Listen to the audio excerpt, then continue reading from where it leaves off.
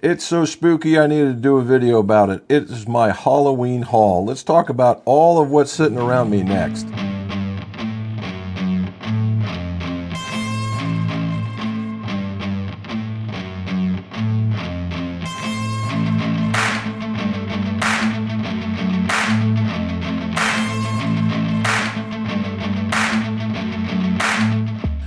All right, welcome back to Pars and Pours. Jim McCleary here, and this is the Golf Century Whiskey channel where we get to talk about a little bit about golf and a lot about whiskey. So if you would, like, subscribe. Let's get that viewership up.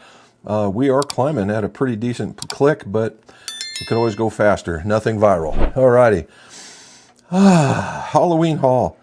So how does a Halloween haul start? Halloween starts with preparation. Number one is getting permission from Mrs. Pars and Pours. And it started out as... let's go down on Halloween because Buffalo Trace was having a night at the distillery, and we thought, well, man, that would be fun to see. Never done it before. And then all of a sudden that expanded into, well, since we're going down, well, let's see what else is open. And then one thing left after another, after another, after another. And we were able to really sync up a lot of the different distilleries, of which we will talk about in other videos. And then the very last part is we looked up a group called Wenzel, and who is newly added to the KBT, and we thought, well, let's see if they're open. And sure enough, they are open. And they have some very odd operating hours, which kind of clicked with what we needed to do on our way down. So we took off the following morning, so Halloween's Eve, and went into Covington and did stuff with Wenzel. So as we sit here, we'll get started. As I have with me here, as we found at the party source, is Penelope. This is be the first one, Penelope. This is the Penelope Black Walnut Old Fashioned. It has straight bourbon whiskey, straight rye whiskey, walnut bitters, and vanilla demerara. D-E-M-E-R-A-R-A. And it's 76 proof. Not a bad little, and a neat little presentation. The white bottle stands out quite a bit. And so we're going to start off with this as I get the whistle wet. Salute.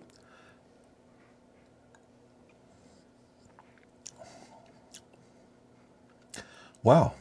Okay. Heck of a way to start this video. That is for under $30. I think we got it for $25 maybe. And for a old-fashioned, a pre-mix, that's pretty doggone good. A little glass, I think, with a little bit of the orange peel that would go into it, or even the cherry, would just make this thing an outstanding drink. And you could just pour it out and be a hero at the bar. Well done. Okay, so here we go. So this is where we started off with. It was kind of on we'll start with Halloween's Eve. Halloween's Eve. So we started with, and one of my favorites, McBrer. Okay, we're starting off with McBrer. We ordered, McBrer had a special release, and it was this guy, and it is the 8-year bottled in bond. Now, if you guys know about the Bottled in Bond Act, you only have to be 4 years, 100 proof, same season, same distiller, and that's what we got here. It's a 100 proof 8-year Old McBrer bourbon. And it's part of the resurrection of the oldest blends or brands in Kentucky bourbon history. Now, I'm not going to go through this, but Captain J.H. McBrer founded the distillery. I will let you look it up on your own, but needless to say is McBrer has a few products, and I have a few of them sitting like right over here. The W.H. McBrer Batch 4 and 5 are outstanding. Okay, so they have a Cedar Brook 100% or 100 proof wheated bourbon, and it's Rails to Trails, and it's a fundraiser to turn a bridge that was originally a railroad that actually ties their property to Wild Turkey into a walking trail. And so every bottle that you buy, a portion of that goes to that project. They also have, this one is the single barrel. The single barrel is very, very good. This is my second one of this. And so I can vouch for the Cedar Brook wheated, the Cedar Brook single barrel. They have a McBrer bourbon single barrel, top notch, and they'll have a W.H. McBrer, which we'll do another video on. Everybody raves about that one, and this newest release is the McBrer 8-year bottle and bond bourbon. Now, I tasted this at Bourbon on the Banks, and it was good. It was really good, but the temperature of the bottle was so hot, I couldn't tell between whether or not it was the temperature or if it was the bourbon, so we ordered that. So, friends of ours, we had these delivered to us, and so that was the start of the weekend. So you can't go wrong with this, right? So, there it is. We have Old McBrer and Cedarbrook. Well done. Okay, so the next thing we did is we went to the Covington, Kentucky. Covington, Kentucky is basically a suburb of Cincinnati, and it's also home to New Riff, all right? In the same parking lot as New Riff is the Party Source, so it's a twofer. If you want to go see a distillery and have some fun, you go see New Riff. If you want to go to like a Walmart of liquor, then you can go to the Party Source. It has one of everything, basically. So the first thing we ran into was New Riff. It was getting close to the end of the day, so we wanted to make sure that we were going to make it there. I am a huge fan of New Riff. Their bourbon single barrel is very, very good. If you are a rye person, they have what I would call the traditional rye, where they have the rye forward green flavors, and it is something else. If it's a little bit too much for you, then this is what I would recommend. This is Silver Grove. This is a straight rye whiskey. Comes in at 110 proof. The thing about Silver Grove, and the reason why I'm a nut for two things. Number one, Build-A-Bear bourbon. So if I can thieve it, bottle it, mix it, whatever, I'm going to do it. The other part is the donations or the community service. And that's what this does. Silver Grove is a section of this Covington area that has a place for kids. And so portions of this bottle will go to that particular fund. And so far they have raised quite a bit of money doing it. And as we found out, the whiskey in here, this rye is really good. It is not your traditional in-your-face rye. It is a smoother with right in the middle. It has a really good mid-palate with a very, very good finish. So Silver Grove, that's the way to go. The other thing that we picked up, because we're part of their club, is they have one coming out. It's called High Note. And while we were there, they opened up the doors to be able to purchase it. When I mean that, electronically, per se.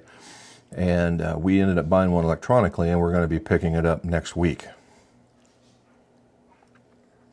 So two other things that we picked up in there, and you might call me a tater baiter, whatever you want to call it, but I ended up with an Infinity Little Book. Okay, this is my first one. This is the Little Book, the Infinite, and it's definitely comes in its cool little container. I know very little about it. I just thought, man, this is a really cool item. You get to see where this slides open and you pull it out. Again, we will have to be tasting this with a few friends just to see what we get out of it. It looks phenomenal. If I could get it, it's got Freddie No, Fred No, and Booker No in here. And it's 120.4 straight bourbon whiskey. So there's going to be a story with it, of which we'll find out. And again, another video to be done on that one. Alrighty, so while I was also sitting there to finish out my collection, 2503. All right, 2503. Now, for you guys that are giving Bookers down the road last year, I would say you were very, very well within your rights to do that, in that they were hot, right? They were hot. However, the 2025, the 01 and 02 have been outstanding. Barry's batch and the other one, Barry's Lake. This is Jerry's batch. So this is the third release. Jerry's batch, named after Jerry Dalton, the only master distiller who ever had at Beam who isn't part of that family. Okay. So we'll talk more about this one. This one is a 62.35, so that's 124.7 at 7 years and 21 days. I think it's a little light on the age, but it's 11.1% of everything. So there's 1, 2, 3, 4, 5, 6, 7, 8, 9, 10. Well, that's going to be 111%. And 7th story of Warehouse 3. That's all kinds of places. So that I would make this video a bazillion years long if I did that. Anyway, it's number 3, and we have another one. I fully expect that these, they must be listening, because they picked out the blends for at least 01 and 02 have been outstanding in my opinion. So we're let's hear it for number 3, and hopefully that's what's going to happen. Alrighty. We also picked up for Mrs. Pars and Pours, amongst vodkas and stuff, but Starlight Distillery, their blackberry whiskey. This is probably their #1 product that comes out of that place. Starlight's a really cool place out of Indiana. It started out as a vineyard, and they have lots of different types of wines, from the inexpensive to the very, and their bourbon is starting to take off now, to where they have their age is going to be good. They've hit that, that sweet spot, about that 6 years. So a lot of stuff's coming out of their 6 year. They have a hell of a rye, they have a hell of a bourbon, and I have the 10-year behind me. Again, we have to catch up with that one. I'm trying to think, we have anything else? Nope. So there's that one. That was New Riff, and that was the Party Source at Covington. Now, what we did was we went to Wenzel whiskey. Wenzel whiskey is in another section of Covington, and they very much they make their living off of doing blends, and that's what they do here. Their experience is to take different blends or different whiskeys and blend them to your taste. So you sit down to four whiskeys, and from all over the place. So what our experience was is we had 2 from Kentucky, 1 from Indiana, 1 from Georgia. I thought certainly short barrel, and certainly it wasn't. It was from a defunct distillery in Georgia, of which Wenzel bought all their distilling equipment, and now it's up here. I believe it was called Ghost Distilleries or something along that lines. So anyway, so what we did was we sat down, and in the very nice building, I have to say, the vibe coming off of this place was just super nice. Kevin was the guy leading our experience, and just was all kinds of knowledgeable, all kinds of friendly, all kinds of helpful. And so we ended up with, this is the one I made, and this is the one Mrs. McGolf made. She did not have a lot of confidence in her bourbon tasting or blending, so we got her a small one. She's not a bourbon person, she's more of a vodka queen, so that's the reason why it's smaller. Although I can tell you, because it was in our video that we took, that Wenzel is finishing in the top 5 for Bourbon of the Year from the San Francisco Spirits Competition. And it's not this one, but it is another one, and they're saving the rest of their stock just to see whether or not if they win. If they don't win, at least they're placing in the top 5, and they're going to end up with a double gold, platinum, bronze, whatever medals that they want to give out. However, I did find this one, and this one was an outstanding bottle as well. And this is straight bourbon whiskey finished in honey casks. It comes in at 104%, and this is batch 1. So this is a little unique, right? And what they did is they poured in their bourbon, they took it out, they gave it to a person that put their honey in it, they took it out, and then they heated it up a little bit, and then they put this in it and let it set for several months, and then they got it out. It gives it a very much a softer flavor, all right, and it is quite tasty. So again, here's what we're going to have is a competition of who blended it better. Here we go, right? So that was Halloween's Eve, so not bad, right?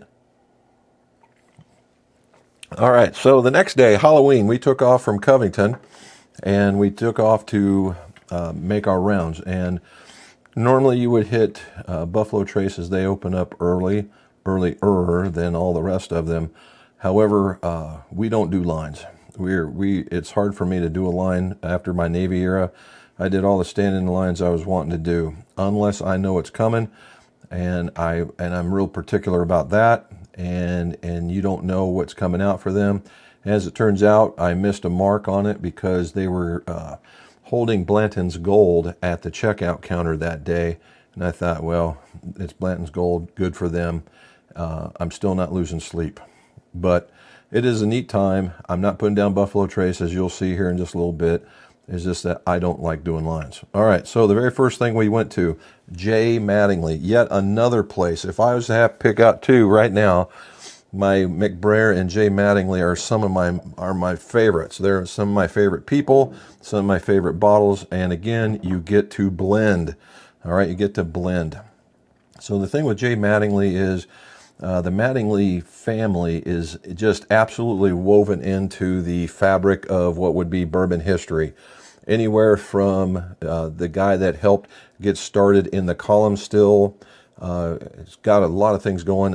One of the sisters was actually Margie. That is half of the team at Maker's Mark. They got everything started. They're all over the map. Again, we did a video of blending this. That one will come out later as well. So we went through there, and they were just way more than supportive. We got there a little early. They asked if we wanted to take off early, and was sure enough, and it made it such a pleasurable find. It wasn't even funny. They had some sort of rule. Instead of a 375, you had to have two, or a 750, you had to have two 375s. It's some rule that was instituted in earlier of 2025. So anyway, what we did is I went to the rye section because I had a specific name for the bottle that I wanted. So we went through it, and I tasted and blended it out, and I came up with Last Rites. Last Rites. One of these two, they're the same blend, they just have different names. And one of these is going to go in the next Ryder Cup, I believe. And this one was for Mrs. Pars and Pours, and she went with McSpooky to go with our McGolf. Okay, it comes in at 119 proof, and it is a blend of three MGPs, and and what they do that's way different than just grabbing a bottle of MGP or a barrel and saying, "Look what we did." They take staves. They are kings of the double staving, and what they do is they will take barrel staves, cut them up into different pieces, and they will char them to different levels, 3, 4, and a toasted. And their toasted's actually done in a smoker. And they will put these things in these little sections in the bunghole and let them sit there and let them coagulate for a bit, and then taste them. And when they believe it's ready, they come out into the blending experience. And the four bottles I had, or the 4 barrels, it was a really good mixture. We had a toasted barrel. It was very delicate, very easy to approach for a non-rye drinker. Then you had one that was very grain forward. It tasted very, very good, but it was just very rye forward. And then the other two were something in between that. It was bright, didn't have a tremendous grain grab you and slap you like you're drinking pepper, but it was really, really good. And so this was a blend of all 3 of those. And again, they hooked us up with my favorite green. And Mrs. Pars and Pours went with the traditional Halloween theme, and there we go. All right, so that was there with them. Now, we also, as we were there, these guys also do a lot of charity stuff, and the last time you saw, we did a Vietnam bottle, so some of the proceeds go to the whatever the donation is for the Vietnam folks. We also did one for the Navy SEALs, and they also have one for this it's like an honors cruise where they take people who couldn't afford to go on a cruise that were in the military and being able to take them on a cruise. I think that's phenomenal. The other thing that they put out in a we'll call it, this is kind of an LE, to be honest with you. Their shelfer is called Bourbon 30. Bourbon 30 comes in a 90 and 100 proof. What this one is Bourbon 31, and it's their Halloween edition. And this is a very limited edition. And it is a bourbon whiskey, light whiskey, rye whiskey finished in oak staves. So it's been double staved, making it scary good. All right, it comes in at 98 proof, and it's 98 proof, and it was bottled just before Halloween. And they do this every year. They have a couple of things that they do every year. They got the squirrel and pig. They got this. And they have some others that they put out. I'm really interested to see what this tastes like. I can only imagine. And they were bottled. They don't have a number on them, but there was a very limited number of bottles, and I was able to get within the last 3 of these, so I picked one up of that. And if you look, as a comparison, Not bad, right? This thing is, doesn't say the age on this one, but I know it's well over 6 years. So we got some age on these things. So we're hitting it out of the park so far. So that was the first one. We also stopped in, they had a food truck on the outside. It was called the Butt Hut. I experienced a burnt end made of pork.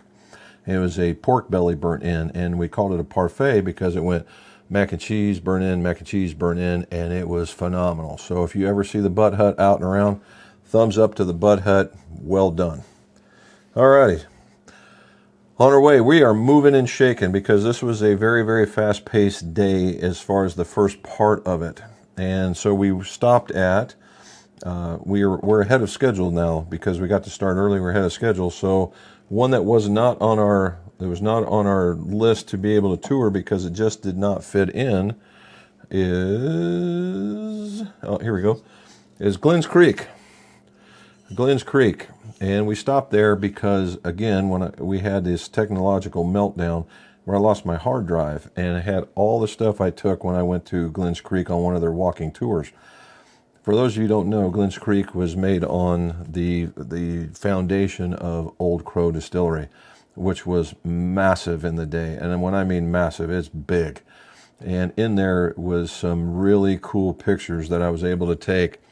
And it had pictures of, it was gauges and levelers and things like that that I still see in my other business to this day. And that tells you how old it is.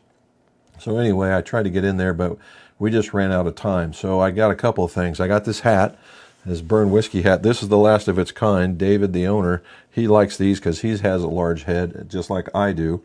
And this one fits very, very well. I like the fitted one. So that was pretty cool. And we walked away with an OCD5, right? An OCD5.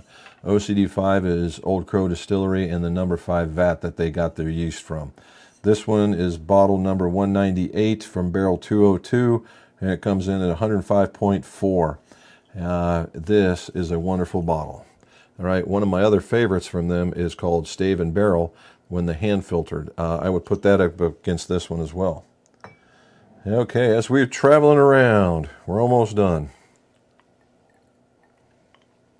So after we got to visit with them for a while, got to see some other folks, it was fun because, you know what, the thing when you go to visit these distilleries, 99 out of 100 times when you talk to folks, they're as interested in the product as you are. Some want to know what you think, some want to know if you've ever been there before, and it starts off these wonderful conversations from people from all over the world, right? And we were able to talk to people not only from Kentucky, but out of state. We saw some folks from Texas. We had some others from Indiana. We were at another place, and we found some folks from Ohio. They're less than an hour away from us. So it's quite nice. All right, the next one. Next one was Castle and Key. All right, Castle and Key is becoming a thing in that when they first started, I'll have to tell you that the product was not very good. We went there very early, and their products were in their 2-year-old to 4-year-old range, and it was okay. But it was one of those things that you knew once it had a little bit of time, it could be outstanding. And that's what's happened. It's been about 2 years, and they stopped the batch numbering because we had batch number 2, and I got to say it is very underwhelming. However, now they stopped putting the batch on it, and it is bourbon whiskey. So we went and did a tasting in the tasting lab, and it's in the corner of the castle that is Castle and Key. And this one is just this one was really hitting home, and it's a 6-year, right? It is a 6-year 101 proof Kentucky straight bourbon whiskey. Very well done. This one was a favorite of mine. A lot of people like the rye, and the rye was very good, but I just thought this was a little bit better. And then they had a wheated there, but it was a regular wheated. It was the watered down one. And I've been trying to find a cask strength, and they had them there. So this cask strength comes in at 108 proof. So they're doing low entry barrel proofs for this. And this is their wheater. And their wheater was good. Now this one does have a batch. This is batch 1, 7 years. and it was put together in 2025, so that we have that one. Now they do have an experimental series that's out, and I wanted to get an experimental rye, but they were gone. They had experimental wheated, and when you get to experimental and they want excess dollars, I want to take a taste of it, and we just ran out of time, so that we just got these two, and we'll do it. So if you're looking for something that's very picturesque, in probably the very best way, Castle and Key is the place to go. They have a train station, or an old train station that doubles as a bar now, and they make cocktails out of there. So if you're not a straight, neat person, you can get in there and get some cocktails, get a tour of the place. It's outstanding actually, and but you can get it, and then you can taste into this and figure out which one you like the best. So again, another cool part of it is that the toppers, if you're one of those folks that want to be fancy with your ice, you can take it around and stamp your ice with it, and you're good to go. But I did taste this one. It was very, very good, and they said that this one was outstanding, and I've seen the reviews on YouTube, so we jumped in with that. Okay, we're almost around the horn. Last but not least, Whiskey Thief. Whiskey Thief is one of my favorite places to go, only because it's so unique, being in the middle of a farm. And when I mean the middle of a farm, I mean the middle of a farm. You drive around through the corn, and you go about a quarter of a mile extra just to dodge the corn. They have two pole barns, one that houses where they make it and you thieve it, and the other one where you stash it. Okay, and they were having a Halloween celebration. There was entertainment to be had. There's lots of folks there, and that's where I met some people from Columbus, which is only an hour away from here. And so you get to go there. So the premise of this, and I'll give this group credit, they're the ones that started this whole idea of being able to pull whiskey out of the barrel, make it your own after you've tasted, and you get that thieving experience. All right, and so what I did was they had 5 barrels there to taste from, plus they had 2 13th anniversary barrels to choose from.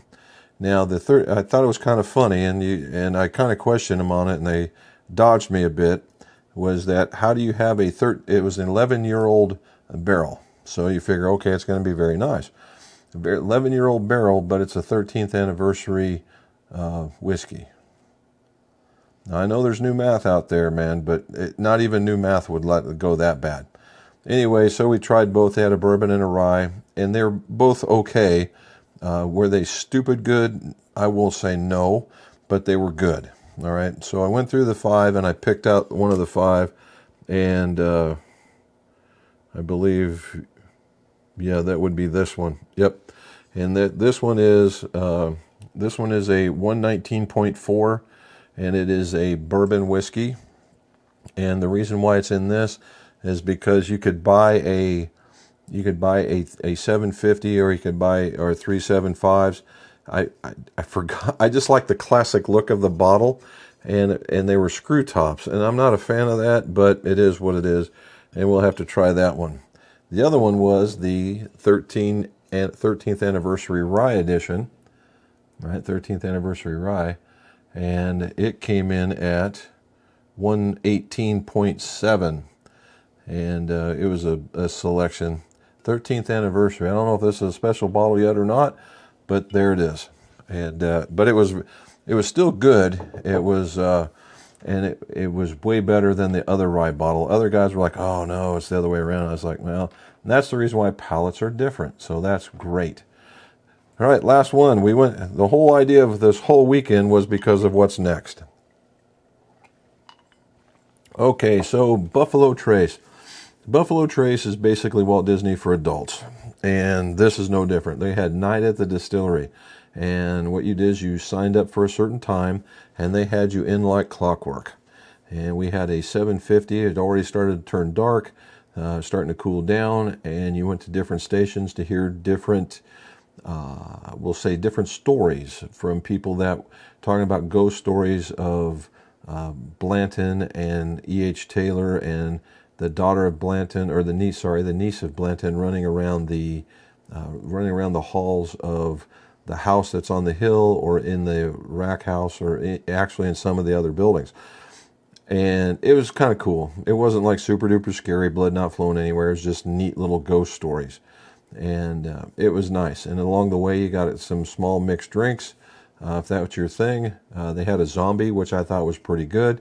And about 2/3 of the way into it, you got a little snack box. Snack box consisted of a little ham and cheese slider and some hummus and some veggies and some pretzels. It was really nice. And then the very last one, you talked to a guy that was presenting a maintenance way to go, and then you were into the merchandise area.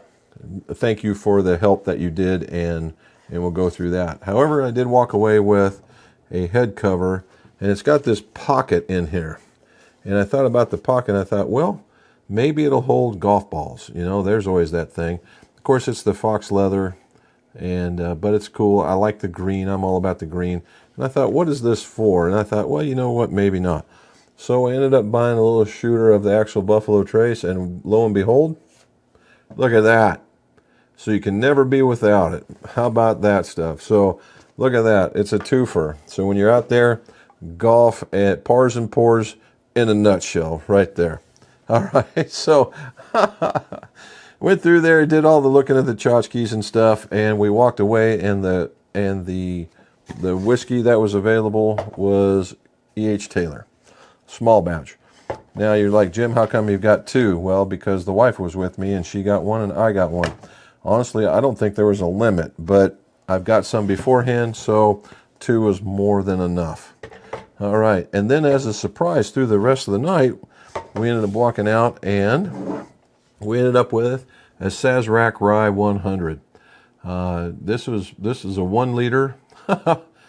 This is a 1 liter, 50%, 100 proof rye, and some people like this one. The Sazerac, it says rye whiskey, a sugar cube, dash of some bitters, some herb scent, and a lemon peel, and you got yourself a Sazerac. So there you go. We ended up with two of those, and they gave those to us, so that was very nice. So that was one heck of a haul. It was one busy Halloween, and that was all the treats because there were no tricks, and there's a lot to go on. So we have a lot of content that we can make here pretty soon. So again, I just wanted to show you what we did, what you can accomplish in a weekend with a little bit of planning. Now, this is not like the weekend before. You just can't do that for this. If you're truly interested on making the most out of your time, and honestly, we got done early. We could have visited at least 2 more places, such as Wild Turkey and maybe even Larrikin, if we wanted to push it. The idea here was to enjoy ourselves. We weren't being pushed for time for any of this. In fact, we had extra, so we ended up at Glens Creek, and we enjoyed ourselves because Frankfort is a really wonderful town. So that's something that you can do. Another place is, plan your stuff out for travel, for food, for getting something in your belly in between all this stuff, and enjoying the area. The one place that we really never did get to was I think they call it the Liquor Library in there, Frankfort. It's a nice little bar that does pretty good with some Dusties. So again, I hope you like what you saw. Tell me what you think. Tell me what you think. I forgot one. We stopped at a liquor store, and I ended up with a Baker 7 that actually is 8 years and 11 months. So that's going to go in a contest against my Baker's 12 that's up there. Alrighty, so again, hopefully you like what you saw. If you see anything that you like in here and you want to see more of it, or you have any ideas of what you would like to see, let us know. Put it down in the show notes below. Don't forget to like and subscribe. And as always, let's see you save your pars, but share those pours.